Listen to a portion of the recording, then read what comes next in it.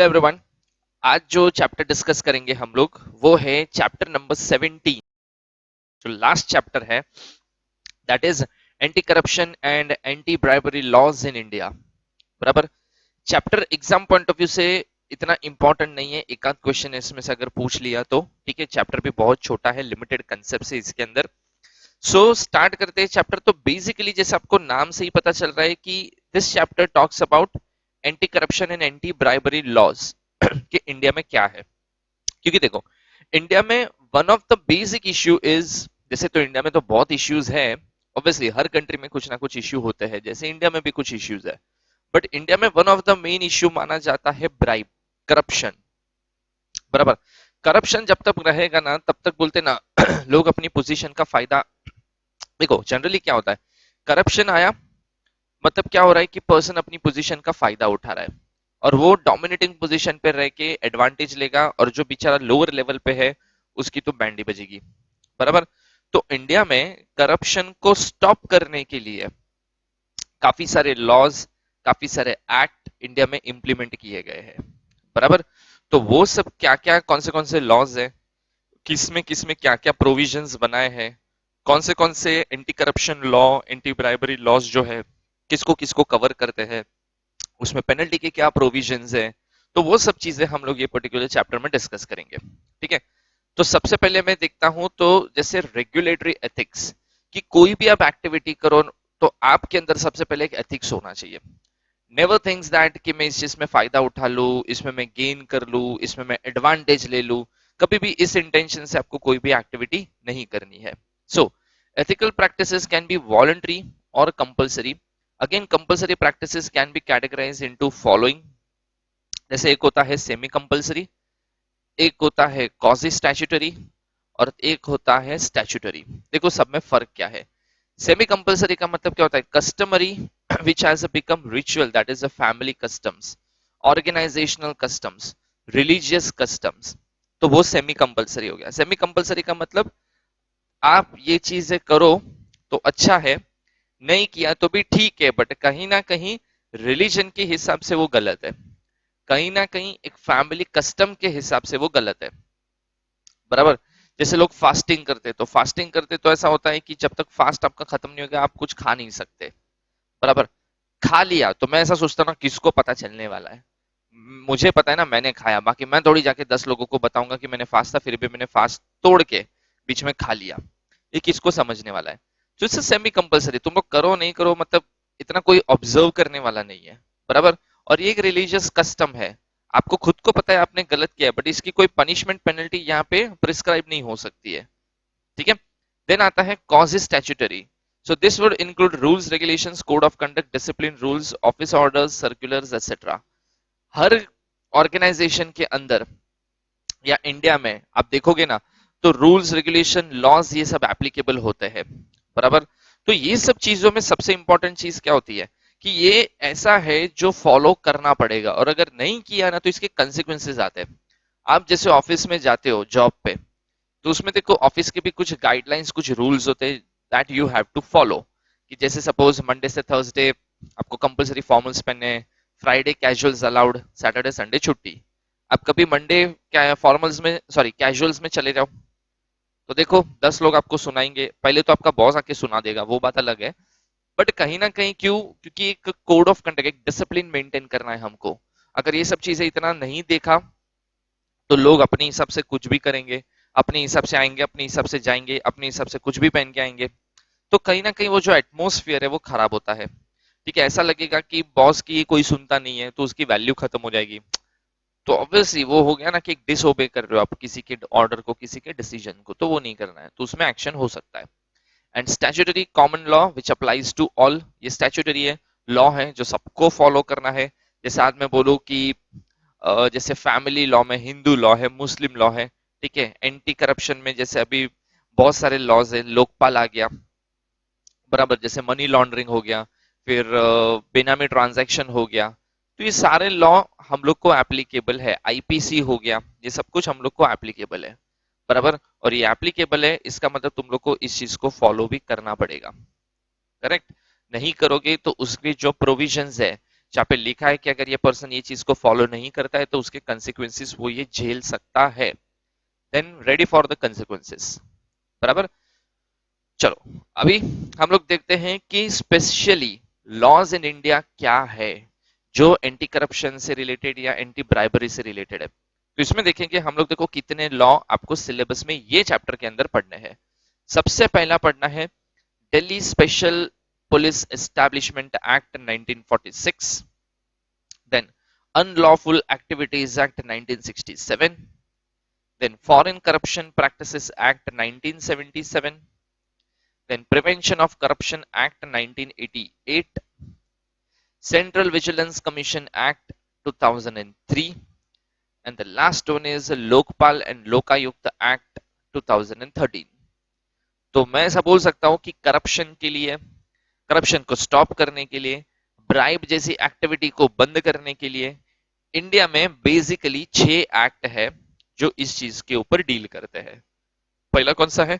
Delhi special police establishment act 1946, then unlawful activities act 1967, then foreign corruption practices act 1977, then prevention of the corruption act 1988, central vigilance commission act 2003 and Lokpal and Lokayukta act 2013।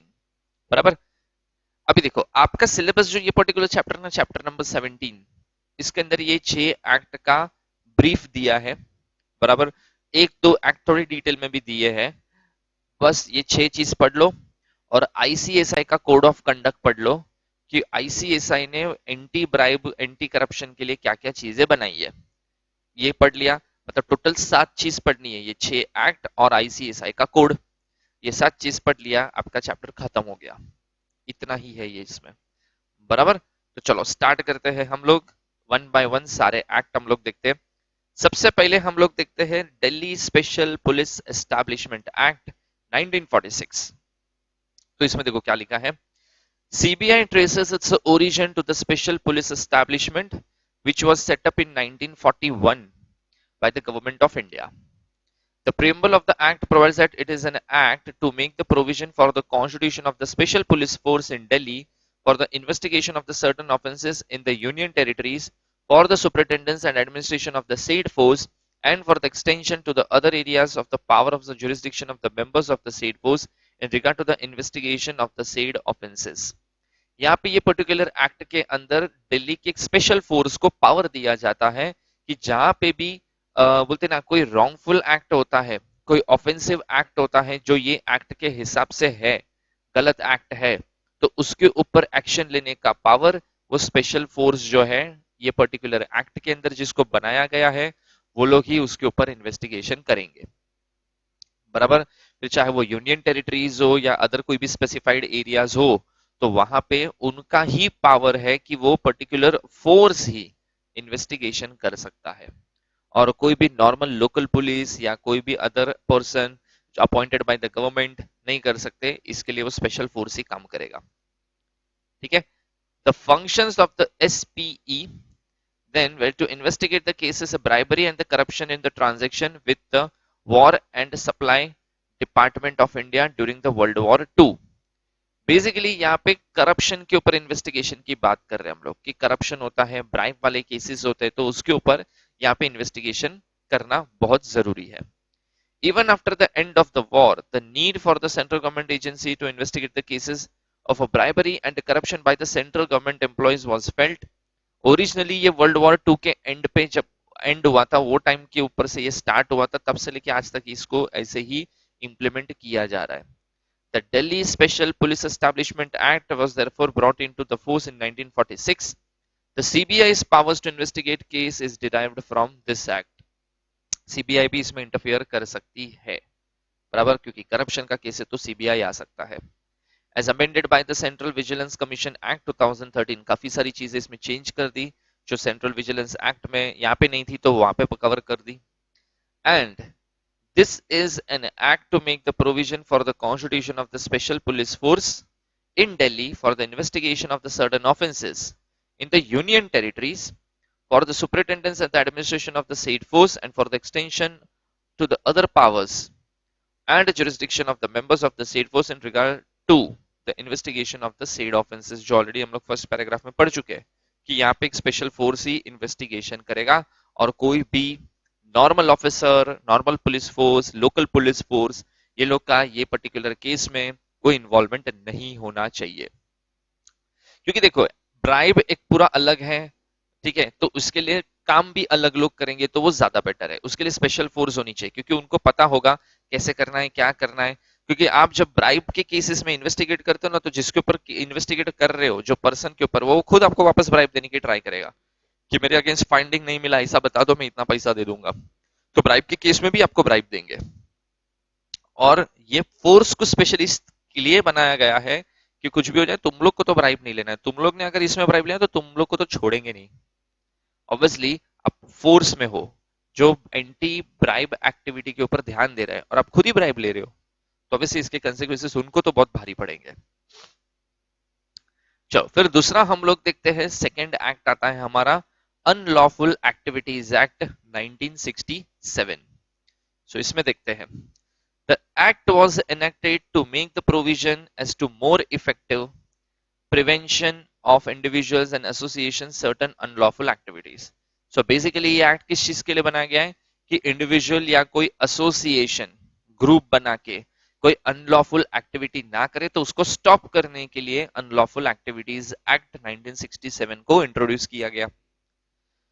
So section 3 provides for the declaration by the central government to the effect that any association has become unlawful. However, the government is also required to specify the grounds on the basis of which it had declared such unlawful association। देखो कोई भी association activity करता है तो उसको मैं unlawful activity कर रहा है ऐसा कब बोलूं, तो जब वो लोग अनलॉफुल एक्टिविटी करेंगे तब, बट ऑब्वियस है। लेकिन इसमें तभी आएगा अनलॉफुल एक्टिविटीज एक्ट, सबसे पहले तो वो चीज होनी चाहिए कि वो एक्ट के हिसाब से वो चीज जो ये लोग एसोसिएशन ने की वो गलत है, वो अनलॉफुल है, तो ही उसको अनलॉफुल एक्टिविटीज एक्ट में मैं लेके आऊंगा। बराबर, मतलब जब गवर्नमेंट कोई एसोसिएशन को बोलेगा ना कि you are doing unlawful activities, तो उनकी एक्टिविटी ये लॉ के हिसाब से सच में अनलॉफुल होनी चाहिए, तो ही एक्शन हो सकता है। मतलब वैलिड ग्राउंड्स होना चाहिए, किसी के ऊपर आप ब्लेम लगा रहे हो, क्लेम कर रहे हो तो। बराबर, such declaration after its confirmation by the tribunal will remain in force for the period of the 2 years and the same can be cancelled by the central government within that period। 2 साल तक उन्होंने जैसे ही बोला कि your activity is unlawful activity, तो वो 2 साल तक ऐसा रह सकता है, तब तक जो भी इंक्वायरी इन्वेस्टिगेशन जो भी होगा बाद में कंक्लूजन निकलेगा। The fund of every such declared unlawful association, if being used by the person under whose custody the such fund is there, then the central government can make an order prohibiting such person from using such fund। अब ये association है तो fund होगा, अगर ये कोई fund को use कर रहा है, कोई पर्सन इसका कंट्रोल कर रहा है, जैसे समझो कोई अनलॉफुल एसोसिएशन है, मैं वो अनलॉफुल एसोसिएशन की फंडिंग को मैं हैंडल कर रहा हूँ, किसको देना है पैसा, कहां से पैसा आएगा, तो गवर्नमेंट मुझे भी बोल सकता है कि भाई तू जो एसोसिएशन का फंड हैंडल कर रहा है ना वो अनलॉफुल एक्टिविटीज में इन्वॉल्व है, तो जब तक हम लोग नहीं बोलेंगे तब तक तू कुछ नहीं करेगा, 1 रुपया इधर उधर नहीं होना चाहिए। मतलब मेरी एक्टिविटी के ऊपर स्टे लगा सकते हैं, स्टॉप कर सकते हैं मुझे। However, if any person feels aggrieved under such order, then he can approach to the court within period of the 15 days। अगर मुझे लगा कुछ भी गलत है ही नहीं, हम लोग ने तो सब जेन्यून ही किया है, ये सेंट्रल गवर्नमेंट हम लोग को फंसाने की ट्राई कर रहा है या गलत गलत एलिगेशन लगा रहे हैं, तो मैं ऑब्वियसली उस चीज को कंप्लेन कर सकता हूँ। तो कंप्लेन कहाँ जाके करूंगा, तो कोर्ट में जाके कंप्लेन करूंगा। कितने दिन के अंदर, 15 दिन के अंदर, कि जो भी ये ऑर्डर पास किया गया है कि आप फंड इधर उधर नहीं कर सकते, 1 भी रुपया इधर उधर नहीं जाना चाहिए, वो गलत है, फुक्कट में मेरे को अटकाया जा रहा है।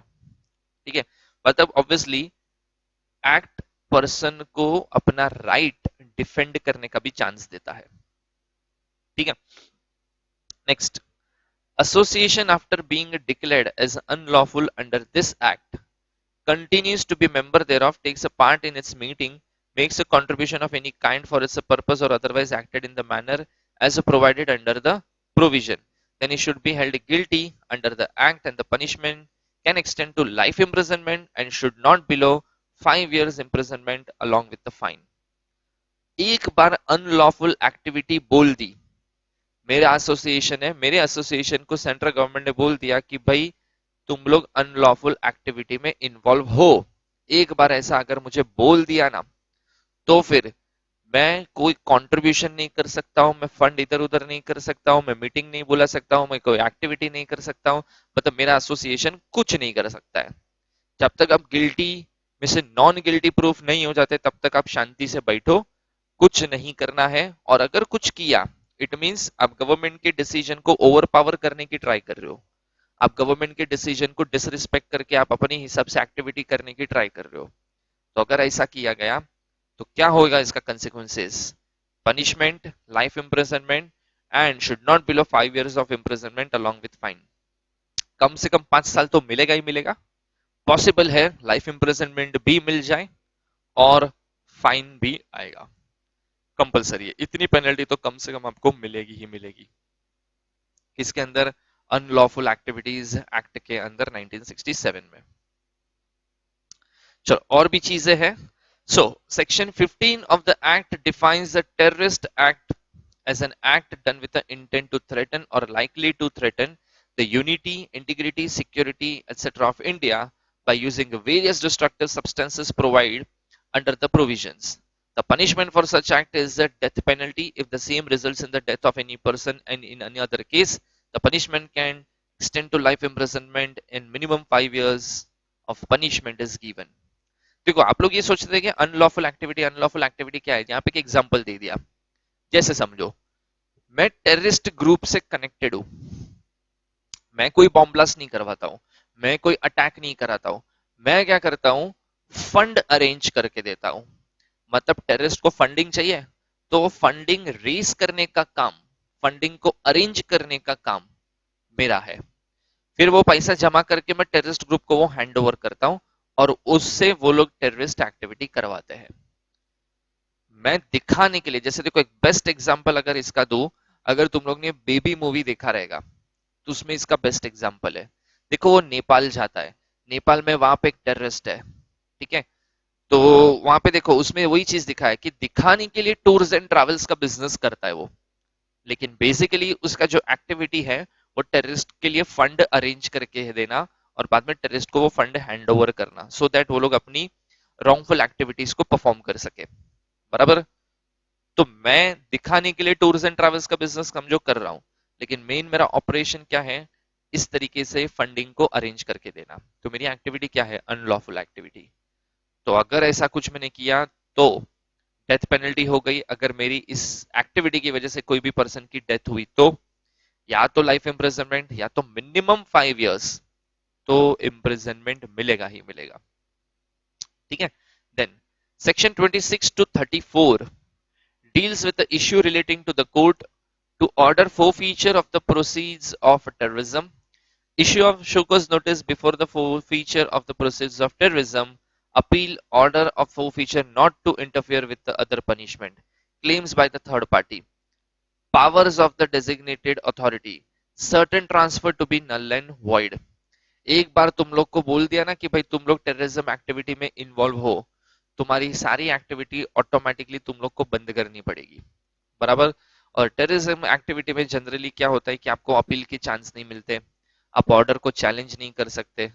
बराबर। आप प्रोसीडिंग में इंटरफियर नहीं कर सकते, आप कुछ नहीं कर सकते, क्योंकि टेररिज्म का धब्बा लगना इस बहुत बड़ी चीज। करेक्ट।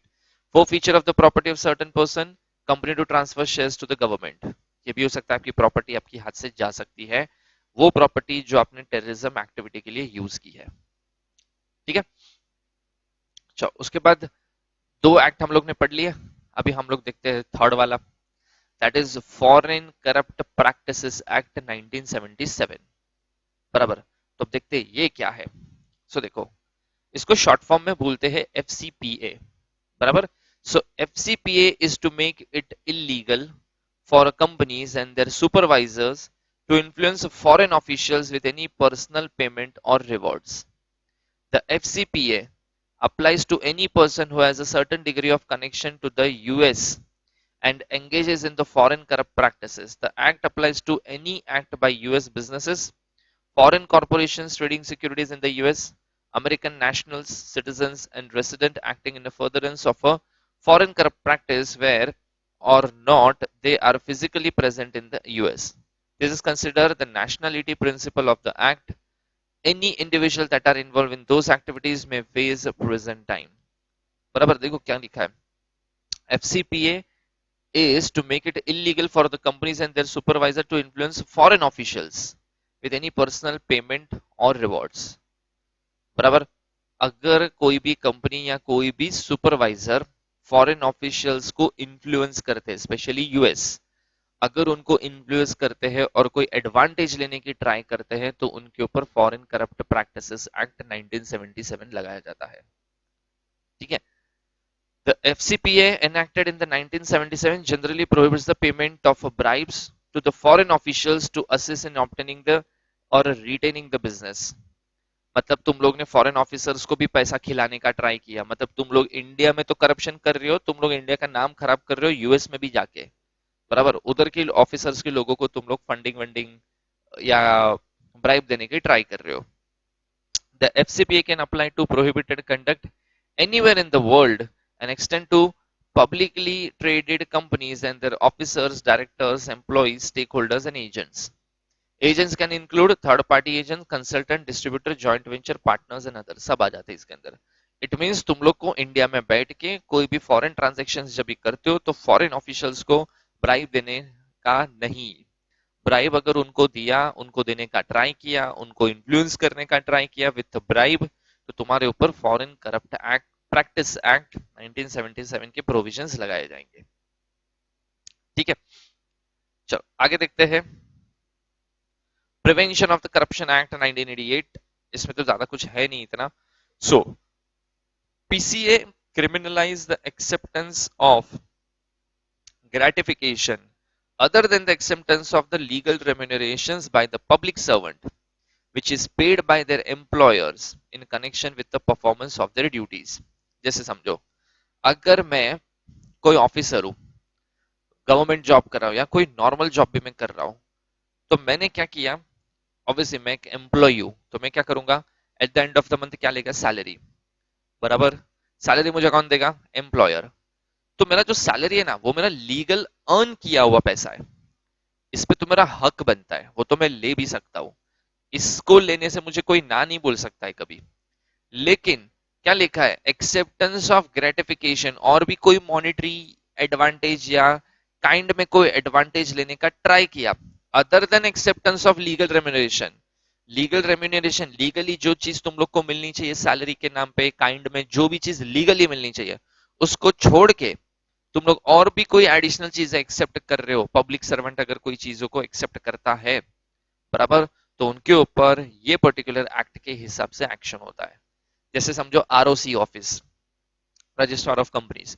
रजिस्ट्रार ऑफ कंपनीज में जाके बोलता हूँ कि भाई ऐसा ऐसा प्रॉब्लम हो गया, वो बोलता है पैसा 10,000 रुपया दो, काम हो जाएगा, 10,000 कैश हाथ में रखो, हो जाएगा काम.